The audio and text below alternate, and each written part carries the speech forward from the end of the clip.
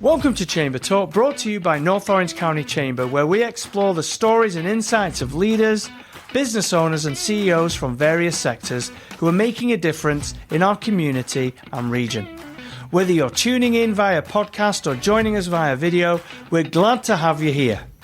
Hello, welcome to Chamber Talk, the official podcast for North Orange County Chamber, where we highlight the people, politics, and stories shaping the regional economy and the communities. Today, we're honored to be joined by California State Senator Tony Strickland, who represents the 36th Senate District, a diverse and expansive region that spans across 2 counties, covering communities from Seal Beach, Huntington Beach, Newport Beach, San Clemente, Garden Grove, Westminster, Stanton, and La Palma, and extending into Los Angeles County, which is cities like Cerritos, Artesia, and Hawaiian Gardens. Thank you for coming on today, Senator. Really appreciate it. Well, it's a privilege to be here. Thanks for having me on. So I just wanted to start off with a few normal questions, really, because obviously you're not new to this world or this business, but of course, some of our listeners might not quite know everything about you.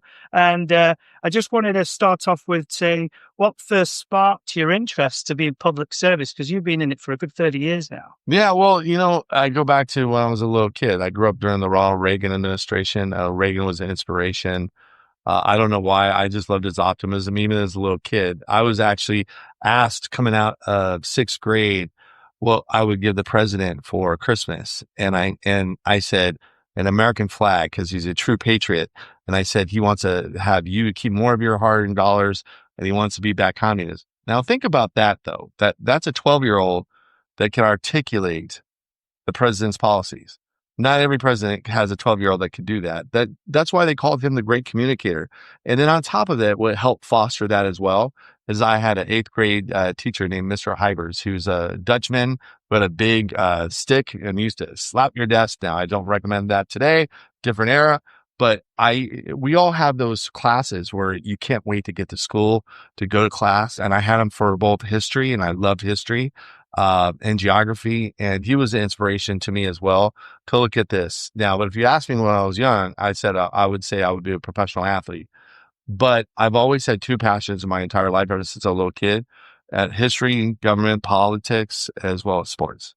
Now, you mentioned there, obviously, when you were young, and I do believe I'm reading some history out, you're a son of a drill sergeant, you're in the military. I'm assuming you were stationed all over the world. So where were some of these schools that you were at? Well, actually, I was lucky. My older brother and my older sister, I had to move around with my dad. My dad is my hero in my life, and he's no longer with us, but my dad is a bona fide war hero. He earned a Bronze Star for Valor in the Tet Offensive. But on his 17th birthday, he dropped out of high school and went to fight in the Korean War and went to the Navy, did 3 years in the Navy. And after it was done, he said it was the coldest he's ever been. He dropped out and re-enlisted in the Army for 18 years. And actually, I was born at Fort Ord Army Base. After my dad got injured in Vietnam, he went to Fort Ord to train the boys to go back to Vietnam. And I was born in the hospital there. He actually retired when I was 4 years old. But I grew up in a family. You can imagine what it was like to have a drill sergeant for a dad. Right.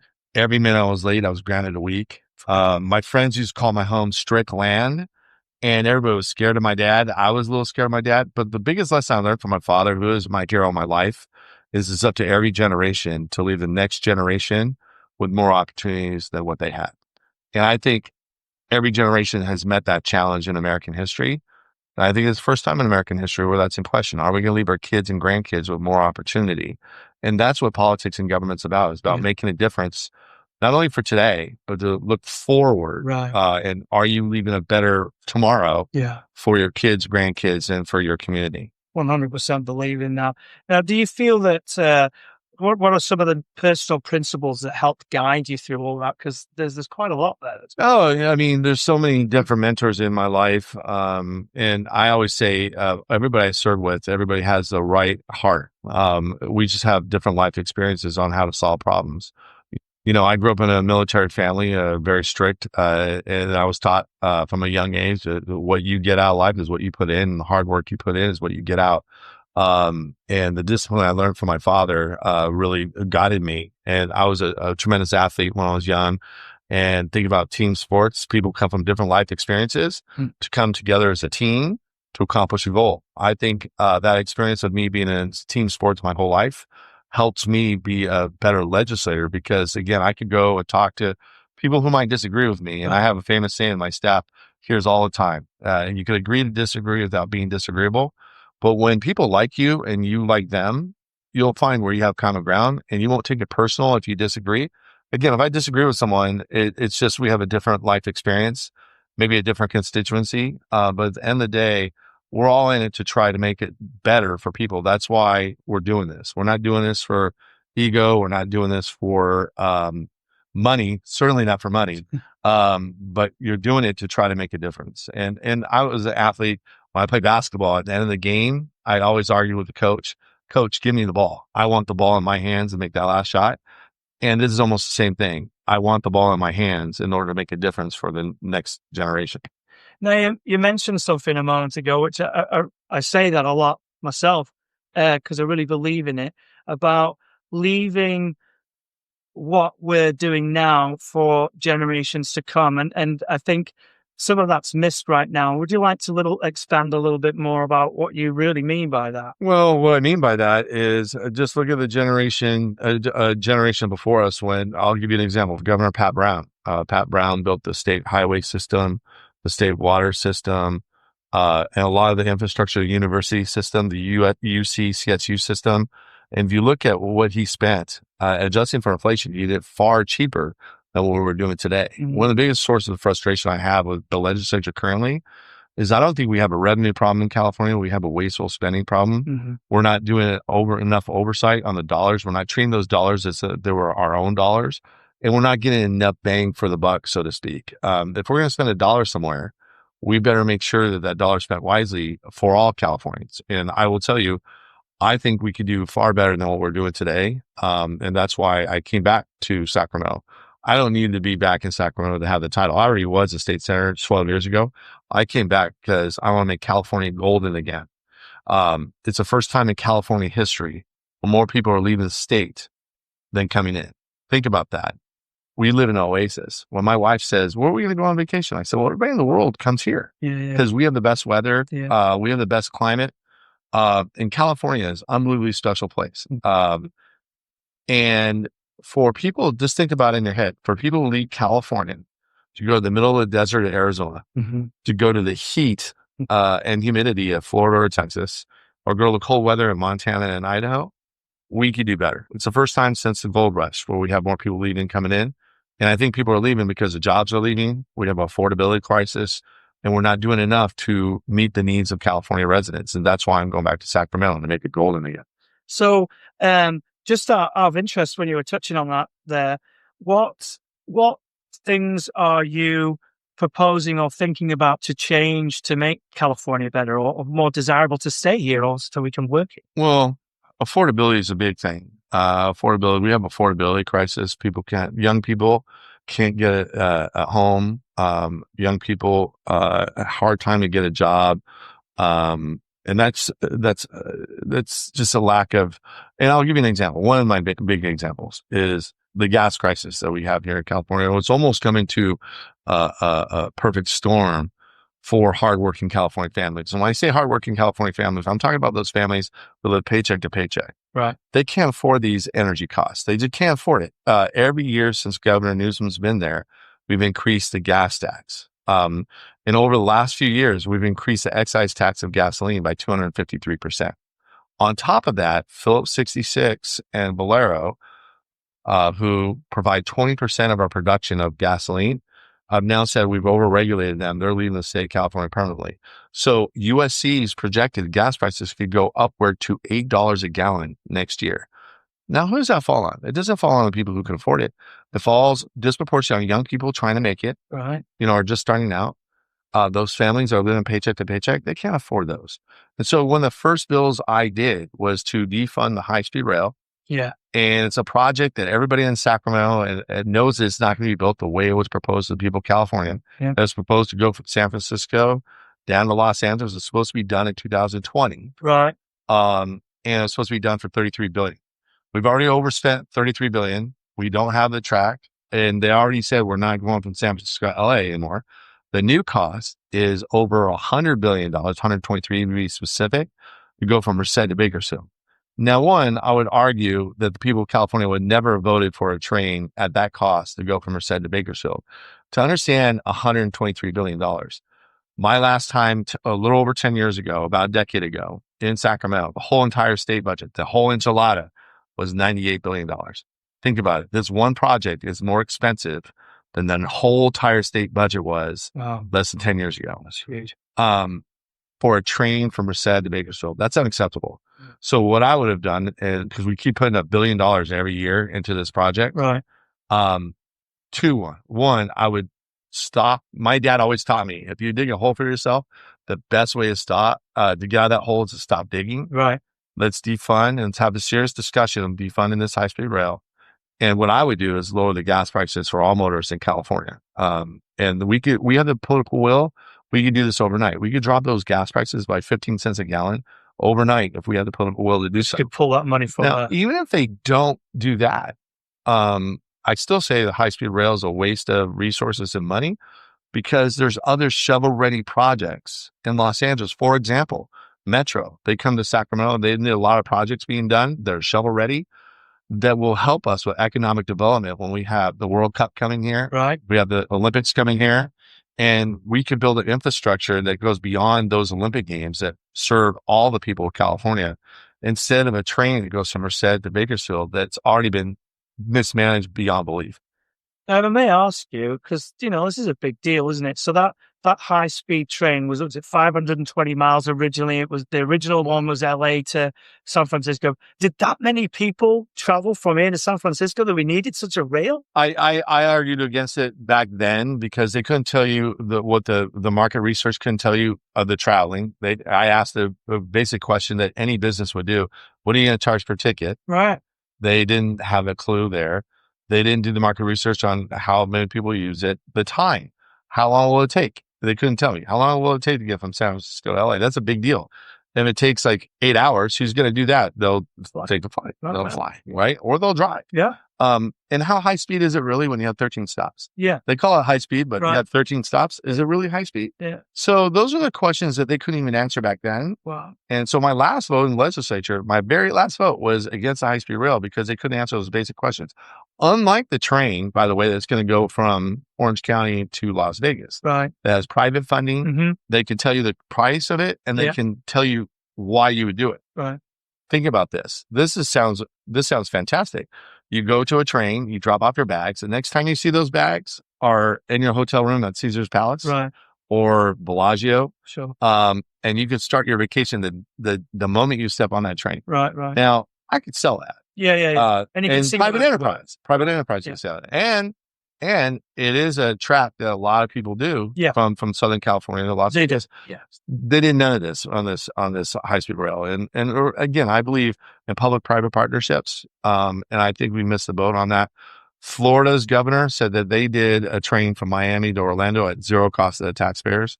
And that's a difference between Florida and California. And again, I think we could do better in California. And this is a project. I think we can do big projects in California, but we're not doing enough oversight because this has been a disaster from day one. Now, you've been in politics for a long time and you've had plenty of experience from city level all the way up to Senate. What makes you think that the folks who are making these decisions on our behalf, right, the people, that they don't ask those questions like, oh, what's the cost? What's it going to be? I mean, why is that? Why doesn't that happen? I think a lot of times it's stubborn. A lot of people don't admit that they made a mistake. And they dig in. And then once they dig in a bit deeper and deeper. As I said to my dad, best way to get out of that hole is to stop digging. That's right. They keep digging. This was a proposal that was done by Jerry Brown. Gavin Newsom had no reason to dig in, but he did. Right. And now my gut feeling says whoever the next governor of California, he or she will step in and say, we're stopping this project. I firmly believe that. But you ask a question, and a lot of times people aren't willing to say they made a mistake. And unfortunately, we're taking billions of dollars from hardworking taxpayers, wasting dollars that could be better spent in other areas that are better and more beneficial for California residents. Now, we're, you're in your 100th day, I think, right? A little over 100. A little over 100. So, what's been front and center for you over these past 100 days? Well, it's the front and center of who I am as a person. I think the most essential role of government is public safety. Public safety on the national level is national security, but at the state and local level is keeping your citizens safe. I was at the forefront when I was mayor of Huntington Beach on Prop 36. And Prop 36 was something I campaigned for that passed last November at almost 70% of the vote. Now, Prop 36, I use the tagline, making crime illegal again in California. But for it to get 70% of the vote, and by the way, I've been doing this, as you said, a long time. I have yet to remember a last initiative that passed all 58 counties in California. Mm-hmm. Even the most liberal counties of San Francisco, Marin voted in the affirmative of Prop 36. People were tired of the smash and grabs. Yeah. People were tired about people going in the broad daylight, stealing and walking out the door. It's just not right. Yeah. And people are tired also of the mental health crisis we have in California. I don't think it's compassionate to leave someone on the ground. I think we owe it to them to get the mental health services that they deserve, whether that's mental health or drug, alcohol addiction issues. We should get them off the streets and back up on their feet. And we have the ability to do so. And we passed Prop 36, and Democrats, independents, and Republicans to get 70% of the vote in California. We had an overwhelming among Democrats, independents, and Republicans voted for this. Biggest source of frustration in my first 100 days is the fact of the matter is Governor Newsom didn't fund it at zero. Wow. Zero. And he had 2 opportunities to fund 36, and he refused to do so. In fact, he tried maneuvers to get that initiative from not even making it to the voters. Well, the maneuvers didn't work. He went to the voters. It passed overwhelmingly. You would think the voice of Californians have spoken. They want to make this a priority. They want to make public safety a top priority to keep us safe. He said no. Now, I will give credit to Senator Umberg, who's from here in Anaheim. He's a good friend, even though he's a Democrat Republican. Yeah. He fought to try to get some of the funding in. I was fighting for $400 million. I believe that's scratching the surface in terms of funding for Prop 36, because I believe the mental health problem in California is worse than anybody thinks it is. Right. He fought for funding, but he only got $100 million out of the governor in the final budget, and $100 million for 3 years, not $400 million ongoing every year as I proposed, as the proponents proposed. Right. And a big part of why it might fail is the $100 million that they put in over 3 years. They put zero money in for probation, which is a central part of the initiative. Oh, right. Essential. So what they really want to do is not make that successful, which I think keeps us more unsafe, which goes against the very fabric of what I think the number one role of government is. In the budget, a budget is nothing but your priorities. When you have a budget for your business, when you're home, family budget, first thing you pay for is your mortgage, your rent, you pay for your food, you pay for the essentials, right? I think public safety, this should have been the first thing funded in the state government. Right. And again, 70% of Californians believe the same. Right. So we ended up with that, but at the same time, we're funding $1 billion to a train that goes to nowhere, or it's been wasteful. We have $750 million that was spent on bailing out the Bay Area Transit. And then they put in $50 million just to sue the federal government whenever Donald Trump does something, they sue. And again, I don't think that's the best use of our tax dollars. And they were willing to spend here, but they weren't willing to spend what I thought was the most essential role of government. So, Senator, you were mentioning a few things just then about obviously where the money was getting spent and where it could be better spent. Is there a way of the Senate to be able to persuade, let's say, the governor's office to change this around, or is it just continuously loggerheads? Well, it's loggerheads in the fact of the way we do things in government. For example, last year's budget becomes the baseline for next year's budget, unlike a business where you have zero-based budgeting. Right. Here, if you're spending money on a program, and just say next year with a cost of living adjustment, it's supposed to go up 10% and you only increase it 5%, they call that a 5% cut. Only in government can you increase spending into a program and someone call it a cut. I believe in zero-based budgeting, but I also, one of the biggest reforms we have to do, I think, is when we spend money on a program, for example, we spent $27 billion on homelessness with Governor Newsom. And during that time, homelessness got worse, not better. We need to say, okay, it went to all these nonprofits. We need to follow that money and say, was this effective? And if it wasn't effective, where do we make a mistake? And don't keep throwing good money after bad into a program that's not working. We need more oversight, and we need to look at programs when we spend. Everybody says, well, this is money to spend for X. Mm-hmm. But no one follows after we pass the budget and the appropriation for X to say, well, did X do what it is intended to do? And follow that program, follow that. And we don't do enough of that in any form of government, whether it's a state, federal, or local government. We need to do more of that. And again, I think the key is to treat these dollars as if it was your own family budget. Right. It's easy to spend other people's money. Of course. And a lot of times, people say, oh, go. Oh, these are federal dollars that are coming in. Well, federal dollars are our money as well. Yeah. Like state dollars coming down to local government. Mm-hmm. That's still our tax dollars. Yeah. And so we need to make sure we make those wise investments. Again, the whole reason why we're doing this is to make it better for the next generation. Now, you mentioned also earlier about homelessness and also about mental health. Mm-hmm. And, obviously, I don't think it's a good idea just to leave people at it. We're going to help them out. And prior to recording the episode, we were talking about Reagan days and things like that. I believe I wasn't here then, but a lot of these I don't know what you call them, special hospitals or hospices or whatever, used to look after a lot of people's mental health. Do you feel that that's something that we have to look at moving forward to bring back? Or is it just we need better medical health? We need more investment in mental health. One of the biggest mistakes that Governor Ronald Reagan made was defunding a lot of the mental health issues. I grew up in Simi Valley in Ventura County, and they had the largest mental health hospital right next door in Camarillo. They shut that down. It's Cal State University Channel Islands now.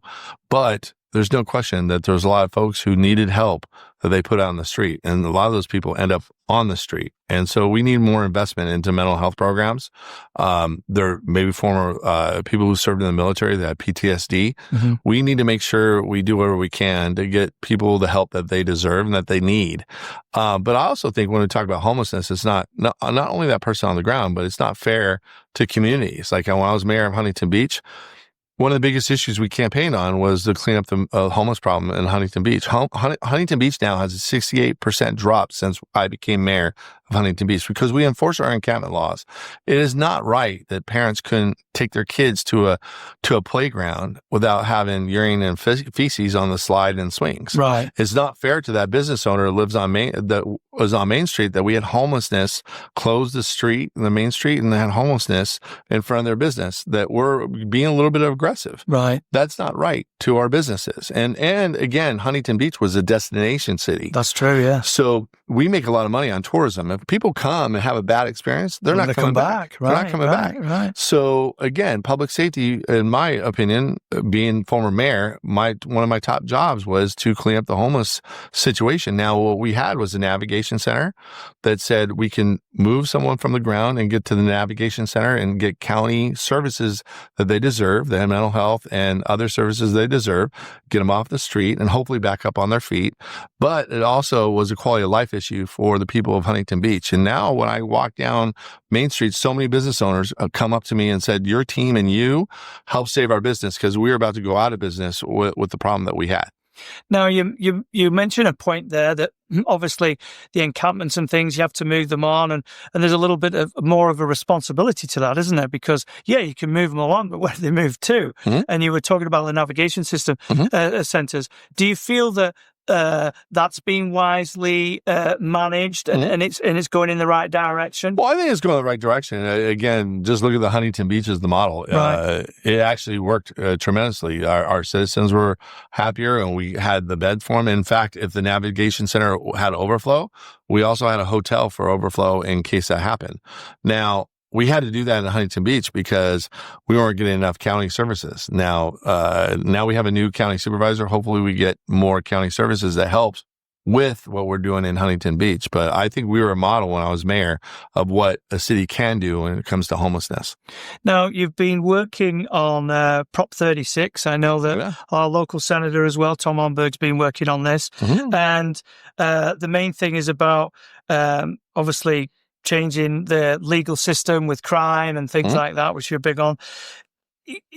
What we didn't talk about was Prop 47, which came in 2014. I think, was it 57 now? Yeah. You want to share a little bit about what's going on with that? 47 and 57 made crime okay. And really, Prop 36 was a response to those two initiatives that clearly didn't work for the people of California. They were sold that, we're going to save all this money. We're going to not have people in prison, and they're going to look the other way. Clearly, that didn't work. And that's why you had Prop 36. That's why you had a large contingency of Democrats, Independents, and Republicans. I believe the first person that came forward was the Democratic mayor of San Jose. But I worked on that campaign across the aisle with a whole bunch of leaders there on the Democratic side to, again, make crime illegal again. And really, Prop 36 was a response because those two initiatives were not working for the people of California. Now, you mentioned also about the funding for this. And again, between the state and the federal government and things like that, how do you, as a senator, see or able to persuade the powers that be that hold the checkbooks to give money towards this? Well, I'm going to keep on this. I think it's a slap in the face that we only did $100 million for 3 years, and I'm not going to let it go. Here's the thing. A lot of times people and legislators will just move on to the next issue. I think this is such a fundamental issue. I'm going to be working with law enforcement. I'm going to be working with the DAs. I'm going to be working with public safety, and I'm going to get on shows like yours and others to explain to the people of California, because a lot of times when people pass an initiative, they say, we passed it. They're gonna move forward on what we said. The legislature's not doing that. And so I will be a bulldog when it comes to this issue. And you haven't heard the last of me talking about Prop 36. I'm going to keep every avenue that I have to go to fundamentally try to get that funding for 36 is what I'm going to do. So talking about, Prop 36, sort of like streams into what's going on right now with all the different cities seeing ICE agents coming in and things like that. What is your take on that generally? Well, I think, again, look in the mirror. Look, Obama, Clinton, Bush, all the past presidents had mass deportations. What was fundamentally different between those presidents and President Trump is that we have all these sanctuary cities and sanctuary state law now.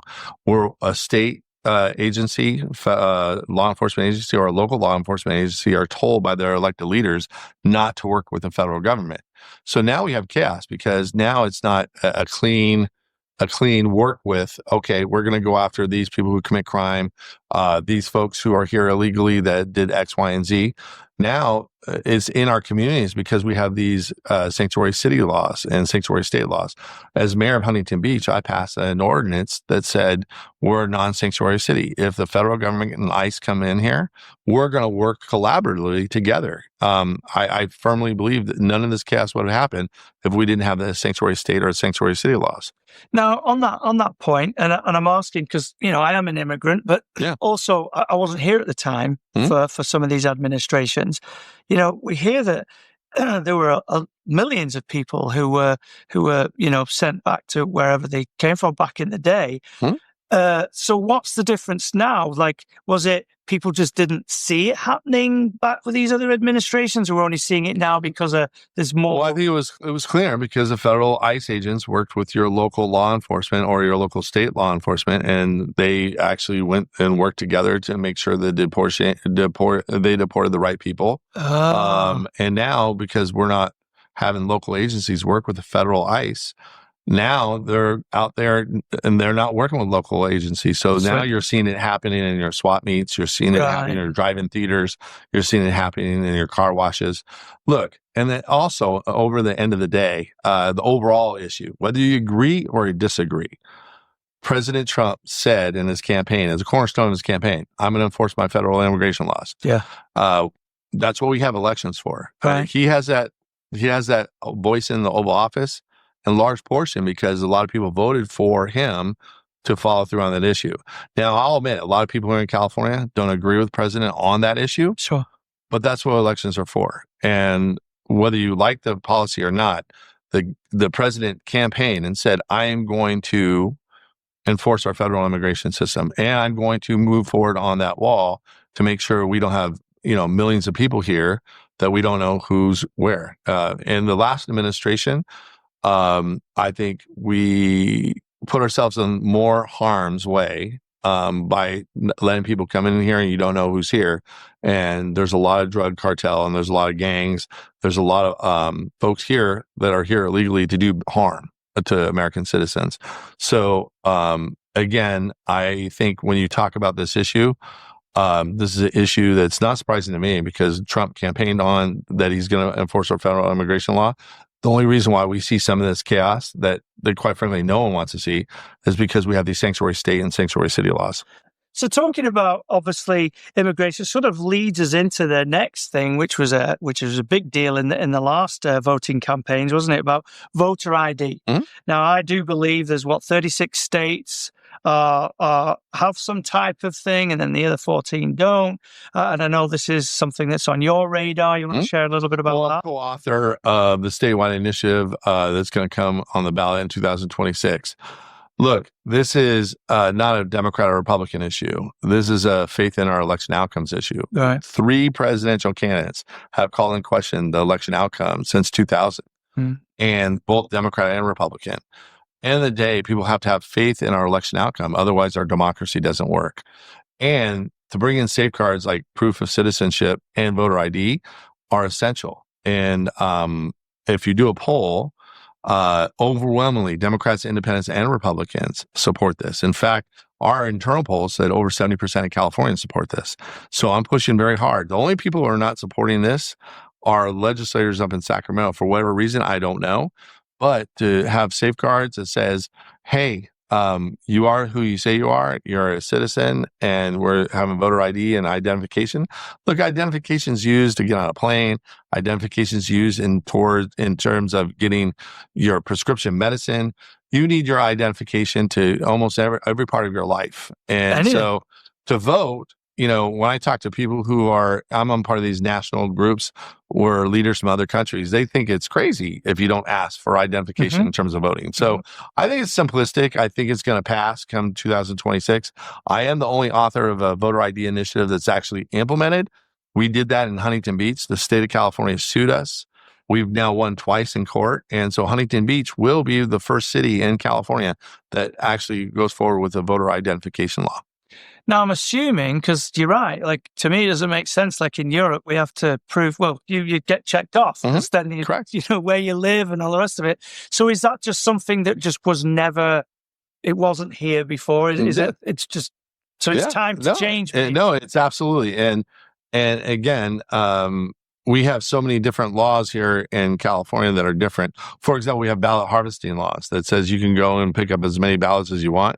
That's illegal in almost the rest of the country. Look, end of the day, I think people have to have faith in the election outcome. And I think voter identification laws and proof of citizenship is essential to the faith of the election outcome because our democracy doesn't work if we don't have faith in that election outcome. Well, it's very important, really, isn't it? Right? On either side, regardless of what you want. Exactly. And again, the poll shows 70% of Californians support this. And again, going back to that other initiative, 36, to get 70% of the vote in California, or where they're at right now, 68 to 70%, you need a large amount of Democrats, Independents, and Republicans saying, yes, that's a good idea. That's true. I firmly believe we get this on the ballot, which I'm a co-chair of this initiative, it will pass. And then I think fundamentally, it's better for our democracy.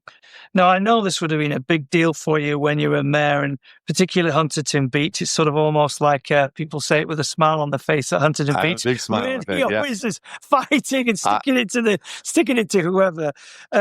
But what about the state's housing mandates? Well, look, what they forced and try to force on Huntington Beach, look, I'm pro-growth and I'm pro-housing. But what they try to do to Huntington Beach is just fundamentally trying to turn a suburban community into an urban center. Nothing wrong with urban living. In fact, out of college, I almost moved to New York because I love New York City. I love going to LA, but a lot of folks in Huntington Beach moved to Huntington Beach because they like that suburban coastal feel. To understand what that mandate was, we would have to do 50 high-rise, high-density apartment buildings throughout the city and almost increase our population by 50%. Well, it would turn a suburban community into an urban center overnight. And that's not what people want in Huntington Beach. Now, again, if you want to live in an urban community, go to San Francisco, go to Los Angeles. Nothing wrong with it. But I would even say suburban. Like my sister likes to live in rural areas. Right. Some people like rural living. Some people like urban living. Some people like suburban living. Too many people in Sacramento want urban lifestyle for the rest of us. And at the end of the day, that's not what my citizens wanted. And so we pushed back and we said, this is fundamentally unfair. And also what's unfair is 95% of Californians live in 5% of the area space. Right. If really the governor is serious about housing, he would do some kind of incentives to do some kind of incentives in that 95%. Well, he's not. In fact, they're stopping developments from happening in the Inland Empire as those cities want the growth. And he's stopping that from happening. If you really have a housing crisis, you would do that. And the other thing that's fundamentally unfair, they give this big number to Huntington Beach. But do you know what Marin County got, his home county, Gavin Newsom? You know what their mandate was? Zero. And he's in the wine business. Not a lot of people know this, but he's in the wine business in Napa. You know what Napa's housing mandate was? Zero. Wow. So again, it was Gavin Newsom that says is good for other people, but not for himself. Not for his home community, but for Huntington Beach. Just like the COVID crisis. During the COVID crisis, he said none of our children could go to in-person school. His kids got to go to in-person school. He said none of us could have go out to a restaurant. He went to the French Laundry without masks, but he told us that we couldn't do it. So I think that's fundamentally unfair for any leader to pass a law that you're not going to apply to yourself. Now, out of interest, why does it seem that this housing mandate's so concentrated into the immediate, like in the city, whereas like if we look back, you know, the Romans back in the day, you had a lot going on in the city, and then you'd move out, and then why don't they look at it that way? Well, I think it's a fundamental issue for many of the left. They want to outlaw the car. And really what it comes down to, when you look at California, there's a reason why we have the highest gas tax in the country, the reason why we have the highest car registration fee in the country, a reason why we don't spend a lot of money on roads and highways, but we spend a lot of money on mass transit, and a one-size-fits-all. A lot of the folks up in Sacramento come from urban areas. They want to have that one-size-fits-all and put all suburban communities and make them urban. And I just think that's fundamentally not right. And quite frankly, when you look at California, the way it was built, look, I like New York. I love going to New York. New York is fantastic. It was built around the horse carriage. And so it's built up, and you can be dropped off one block from where you have to go. And London, same thing. If you have to go somewhere, you can be 1 or 2 blocks away when you use that system. San Francisco, built around the horse carriage. You could do the same. But Southern California is built around the automobile. There's no way to build mass transit to get you 1 or 2 blocks from where you have to go. And, you know, it's a shock. I just yesterday had a hearing where the MetroLink president said, you know, Californians are in love with their cars and our ridership is dramatically down. Well, that's not a shock to me. And because at the end of the day, people in California, driving is part of our culture. Cars are part of our culture. And we're built around the automobile. So they're trying to change something that I think is just fundamentally they could keep throwing money there, but the riders are not using it. Well, what sort of really doesn't make sense when you look at it is the fact that, you know, we can manufacture less here in the state of California. So solar panels, everything that they want to do with electricity, it's not done here, so it's no money. The majority of oil and petroleum and stuff is here in California, but yet we don't want to have cars. Like, it doesn't really make sense for our economy as we're moving forward. Like you mentioned at the very beginning of this podcast, you're talking about we want to leave the world in a better place for the future. It sort of doesn't sort of like figure that out, does it really? I'm all in terms of energy. I'm one of the leading Republicans talking about renewable energy, and I do think technology and free market capitalism will turn a lot of those companies into very successful companies. But I'm also understanding that you need a blending of everything. I think we need to be energy independent in California. And we have the ability to do so. And what does that do? It also says we're not relying on foreign countries to come in. And also that, by the way, that fund terrorist networks that then we have to defend against. So we're not importing energy from there. And then on top of it, it creates jobs, much needed jobs, and it grows our economy. So it's a win-win. You increase our economy and we build here, and it's a national security issue on top of it.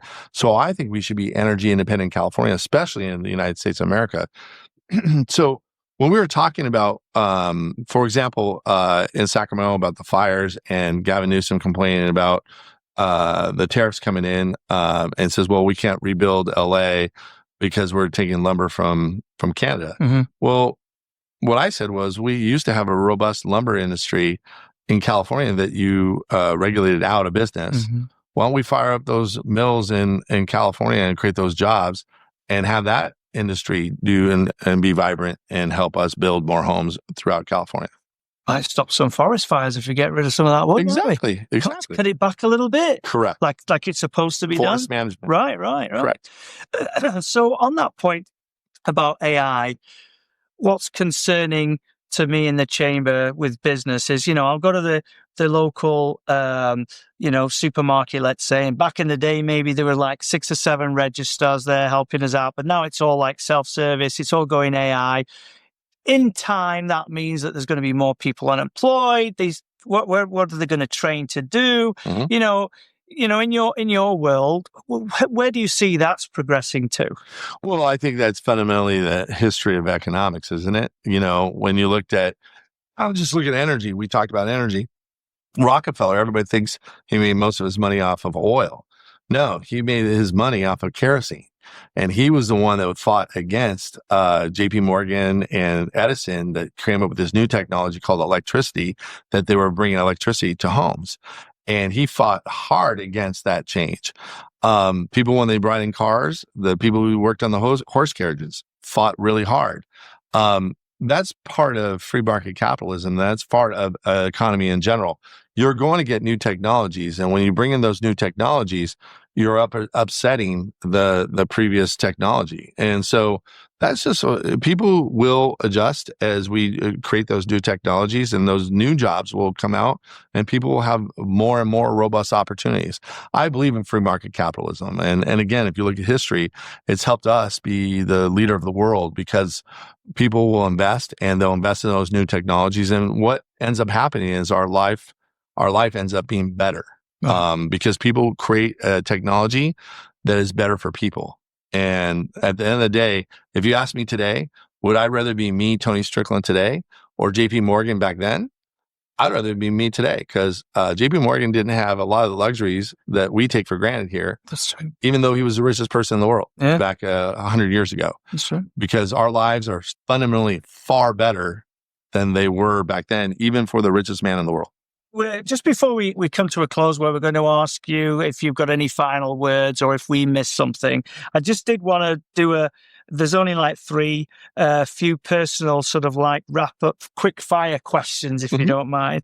So the first one is there a book, quote, or mentor that really influenced your political outlook? So a book, I'm a big believer in Tony Robbins. Tony Robbins is an inspiration to me. He had a book called Unlimited Power and Awaken the Giant Within. I've gone to a few of his seminars, and really it's about the power of positive thinking. So those are the books that I really love. I also like to read a lot of biographies. And I'm a sports athlete. So one of my favorite, 2 of my favorite quotes is failure to prepare is preparing to fail by John Wooden. And another one I tell my boy is by Coach Herrick, who also coached UCLA. He used to say, those who stay up with the owls at night don't soar with the eagles in the morning. And my message is get your rest. So there's a lot of quotes I come up with. I love Winston Churchill. One of Winston Churchill's quotes, you never get indigestion by eating your words. And Winston Churchill also said, and this is personal for me, in death, you can only die once, but in politics, many, many times. And that's true as well. Yeah. So there's many quotes, many different folks that I follow, but those are the books and quotes that I would probably quote the most. And obviously, you're big in sports. Who are your favorite teams? So my favorite baseball team is the Dodgers. I grew up and Steve Garvey was my favorite player. And then the Lakers, I grew up during Showtime. Magic Johnson, you don't get better than Magic Johnson than Showtime. So as a kid in LA, I was spoiled with Vin Scully and Chick Hearn and Magic and the Dodgers. So I was very spoiled growing up.